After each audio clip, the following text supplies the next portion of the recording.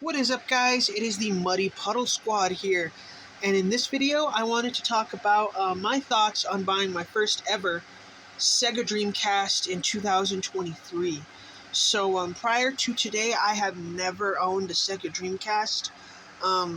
So this is my first Dreamcast. To me personally, I'm not, there's a lot of good series on the Sega games, but I'm just personally not into Sonic, and I'm not really into a lot of the games that Sega has to offer. That's just me. Not saying that they're bad. That's just me. I'm not really into them. I'm not a big fan of Sonic. I'm sorry if I offend anybody, but I'm not a big fan of Sonic. However, I did consider getting the Dreamcast because I considered it a few weeks ago, more like a few days ago, because I mean it is a disc-based console. It has some newer games to it. There's this one decent game called Super Magnetic Neo, and another game, Caution Beware of the Seaman. Those are pretty expensive games, but so that's why I chose to get Echo the Dolphin, because it's a cheaper game and I didn't have the money for it. But overall, I think I made a very good decision buying a Sega Dreamcast.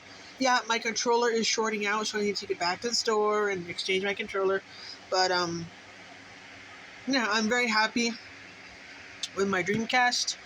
I'm very excited about it. I never thought I would own something that I never grew up with, but here I am. I'm owning something that I never grew up with. So, yeah, those are my thoughts on the Sega Dreamcast. I'm very glad that I bought one. Should you guys get a Sega Dreamcast in 2023? It's up to you. If you guys are familiar with it, then yeah, I would say so. If you guys are not familiar with it, then I would definitely consider it.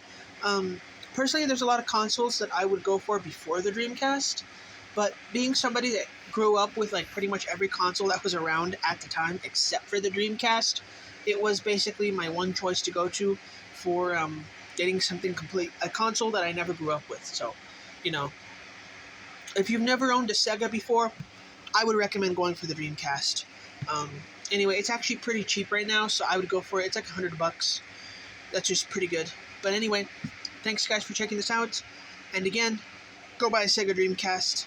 If you have all the consoles, if you're a PlayStation fan and you got all 5 PlayStation consoles, try something new. Go for a Dreamcast.